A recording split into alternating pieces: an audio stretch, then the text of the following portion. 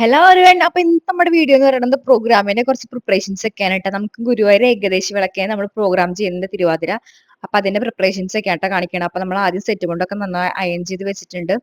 പിന്നെ നമ്മുടെ അടുത്ത ടാസ്ക് വെച്ചാൽ മൈലാഞ്ചി ഇടലാണ്. അപ്പൊ ഞാൻ ഇടത് കയ്യിൽ ഞാൻ ഇട്ടു, പക്ഷെ വലത് കയ്യിൽ എനിക്ക് ഇടാൻ പറ്റില്ലല്ലോ. അതുകൊണ്ട് എന്റെ സ്നേഹനിധിയായ അനിയനാണ് എനിക്ക് ഇട്ട് തന്നത്.